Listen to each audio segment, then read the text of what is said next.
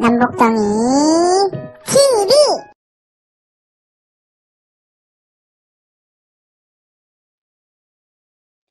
안녕하세요. 2022 역사교실 시간입니다. 오늘은 세계사 속의 한국 역사 5강 제국의 형성과 발전 페르시아 제국 편입니다. 세계 여러 지역에서 형성된 제국은 거대한 영토를 통치하기 위하여 도로망을 정비하고 법령을 만들고 효과적인 수치 체제를 마련합니다. 또한 피정복민의 관습을 존중하는 통치로 국력을 신장시키기도 하였고, 제국의 성장과 함께 여러 종교가 발달하였습니다. 연표를 먼저 보겠습니다. 기원전 6세기 525년에 아케메네스 왕조 페르시아가 오리엔트를 통일합니다. 그리고 기원전 5세기 492년 페르시아는 그리스를 침략해서 패배하게 되죠. 기원전 4세기 334년 마케도니아 왕인 알렉산드로스가 그리스 폴리스를 통일하고 동방 원정을 시작합니다. 330년에 아케메네스 왕조 페르시아는 알렉산드로스의 동방 원정으로 결국 멸망합니다. 아케메네스 왕조 페르시아가 멸망하고 페르시아 제국은 분열되는데 기원전 3세기 247년경 옛 페르시아 지역에 파르티아가 건국됩니다. 아케메네스 왕조 페르시아가 멸망한 후 제국이 분열되고 3세기 초가 되면 페르시아의 계승을 내세운 사산왕조 페르시아가 건국됩니다. 오늘 강의에서는 아케메네스 왕조 페르시아, 사산왕조 페르시아를 중심으로 알아보겠습니다. 아케메네스 왕조 페르시아입니다. 아케메네스 왕조 페르시아는 기원전 550년경부터 기원전 330년에 번영한 고대 이란의 국가입니다. 아리아 인계의 페르시아인이 페르시스 지방에 건국하여 족장 아케메네스의 손자 키루스 2세가 시조가 되었습니다. 아케메네스 왕조는 다리우스 1세 때 크게 세력을 떨쳤으며 전성기를 맞습니다. 행정 조직을 정비하고 군용도로 역전 제도를 완비했죠. 그러나 페르시아 전쟁에서 그리스에 패배하면서 쇠퇴의 길로 들어섭니다.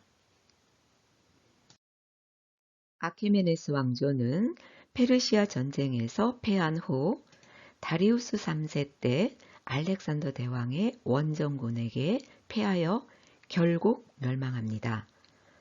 종교는 조로아스터교였고 페르시아어, 아랍어, 바빌로니아어 등을 사용하였고 독자적 양식을 가진 페르시아 미술을 발달시켰죠. 이렇게 아케메네스 왕조 페르시아의 전체적인 흐름을 보았는데요. 먼저 출발부터 알아보겠습니다. 아시리아입니다. 기원전 7세기경에 우수한 철제 무기와 기병을 보유하여 서아시아를 최초로 통일하지만 이민족에 대한 강압적 통치로 1세기 만에 멸망하였습니다. 아시리아는 피정복민을 다른 곳으로 강제로 이주시키거나 세금을 많이 거두는 등 가혹한 통치를 한 반면 아케메네스 왕조 페르시아의 시조인 키루스 2세 고레스는 관용 정책을 폈습니다. 이곳은 키루스 2세의 무덤입니다. 이것은 키루스 칙령인데요. 키루스 2세의 관용 정책에 관한 내용이 들어 있습니다. 내용 중에 신바빌로니아 왕에 의하여 바빌론으로 끌려갔던 유대인을 원래 땅으로 돌려보냈고 아후라 마즈다의 뜻에 따라 이들의 전통과 종교를 존중하겠다고 나옵니다. 이렇게 키루스 2세는 관용 정책으로 아케메네스 왕조 페르시아를 건국하지요. 키루스 2세에 이어 다리우스 1세 때가 오면 아케메네스 왕조 페르시아는 전성기를 누리는데요. 다리우스 1세 때에 지중해 연안의 마케도니아와 이집트, 인도 서북부에 이르는 광대한 영토를 지배하는 대제국으로 성장하였습니다. 다리우스 1세는 넓은 영토를 효과적으로 다스리기 위해서 전국을 20개의 속주로 나누어 총독을 파견하고 왕의 눈, 왕의 귀라고 불리는 감찰관을 파견하여 총독을 감시하는 강력한 중앙집권 정책을 실시했습니다. 수도 페르세폴리스의 궁전 유적지에는 여러 민족이 신년식을 맞아 다리우스 1세에게 공물을 바치는 모습이 조각되어 있습니다. 낙타를 몰고 온 아라비아인에서 들소를 가져온 간다라인, 전차를 끌고 온 리디아인까지 20여 민족의 모습이 생생하게 보이죠. 이 중에는 왕이 총독을 파견하여 다스리는 속주도 있지만 페르시아의 지배를 직접 받지 않는 곳도 있었습니다. 이 유적은 크세르크세스의 문인데요. 페르세폴리스 궁전 입구에서 완만하게 경사진 넓은 계단을 올라가면 사람의 얼굴을 하고 날개를 단 황소가 조각된 거대한 문이 서 있습니다. 바로 만국의 문이죠. 여기에는 다리우스 1세의 뒤를 이어 페르시아를 지배한 크세르크세스의 비문이 새겨져 있습니다. 이 만국의 문은 내가 세웠다 라는 내용이지요. 페르시아 제국 내의 모든 민족의 대표는 해마다 페르시아 왕을 아련하기 위해 이 문을 들어섰습니다. 다리우스 1세는 사르데스에서 수사에 이르는 왕의 길을 내고 역참제를 정비하여 상업과 교류를 활발히 하였고 언어, 도량형, 화폐를 통일시켜 지역 간 교류도 활발히 하였습니다.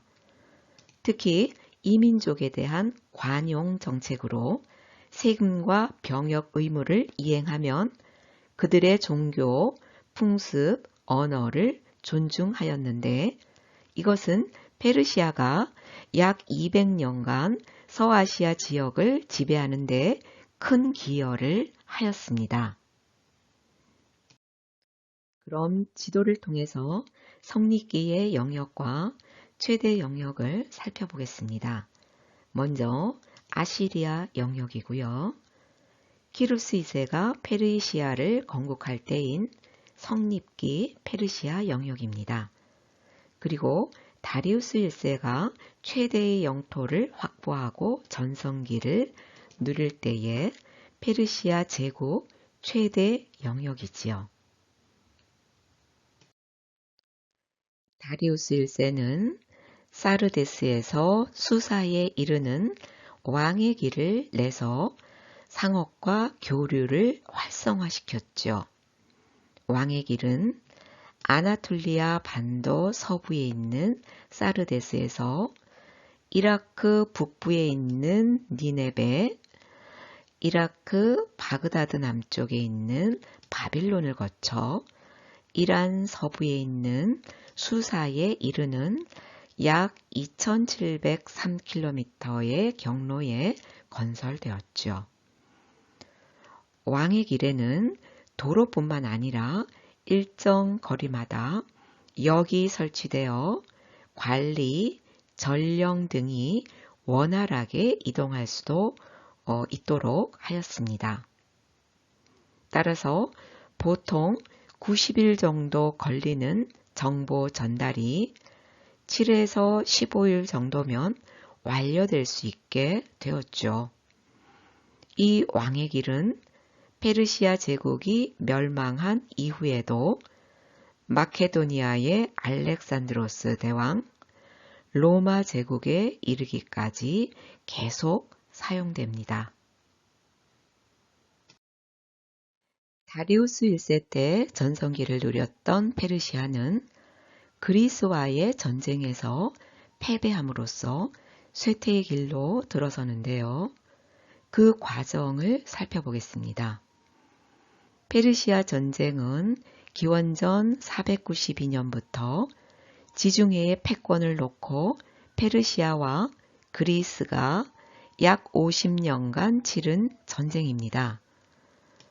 기원전 492년 페르시아의 다리우스 1세 군대가 그리스군에 패배한 마라톤 전투가 제1차 페르시아 전쟁이고 10년 뒤인 기원전 480년에서 기원전 479년에 있었던 아테네 함락 뒤에 살라미스 해전에서 페르시아가 완패된 것이 제2차 페르시아 전쟁입니다.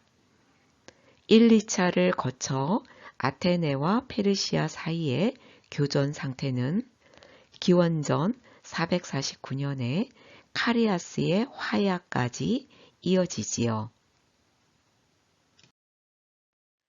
페르시아 전쟁의 결과 아테네는 지중해 무역을 장악하고 민주주의가 정착하는 등 번영을 누린 반면 전성기였던 페르시아는 전쟁에 많은 국력을 소모하여 점차 쇠퇴의 길로 들어섰습니다. 이 사진들은 수사의 궁전 유적 벽화에 그려진 페르시아 병사의 모습과 중무장한 그리스 보병의 모습입니다.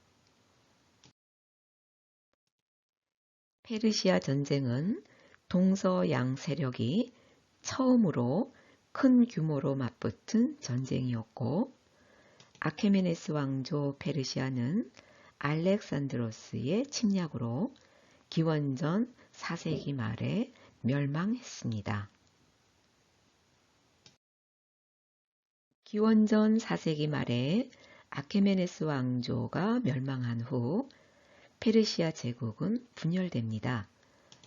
3세기 초 중국의 한과 로마 사이에 중개무역으로 번영을 누렸던 1한계 유목민인 아르다시르가 파르티아를 정복하고 페르시아의 계승을 내세운 사산 왕조 페르시아를 건국했습니다. 사산 왕조 페르시아는 동서교통의 중심지에서 중개무역으로 번영을 누리며 로마 제국과 경쟁하였습니다. 그러나 내부 반란과 비잔티움 제국과의 싸움으로 쇠퇴하다가 7세기에 이슬람 세력의 침입을 받아 멸망했습니다. 그럼 지도를 보면서 사산 왕조의 영역을 살펴보겠습니다. 아케메네스 왕조 페르시아가 멸망하고 파르티아 왕조가 들어섰고 1한계 유목민인 아르다시르가 파르스 지방을 중심으로 사산 왕조를 건국했고 4세기 말에 사산 왕조 페르시아의 최대 영역입니다.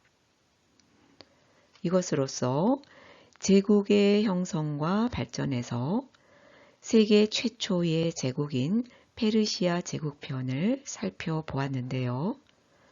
인류는 정착 생활을 하기 시작하면서 큰 강 유역의 삶의 터전을 가꾸게 됩니다.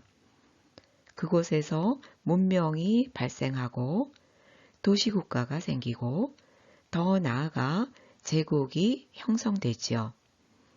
메소포타미아 문명을 바탕으로 형성된 페르시아 제국은 기원전 6세기 아케메네스 왕조가 건국되면서부터 7세기 사산 왕조가 멸망할 때까지 1000년이 넘는 기간 동안 서아시아의 역사를 이루어 나갔습니다. 이 페르시아 제국의 시작으로 로마 제국, 진한 제국 등 제국이 형성되고 발전하면서 세계의 역사는 이루어집니다. 다음 시간은 6강 제국의 형성과 발전 로마 제국 편입니다. 오늘 시청해 주셔서 감사합니다.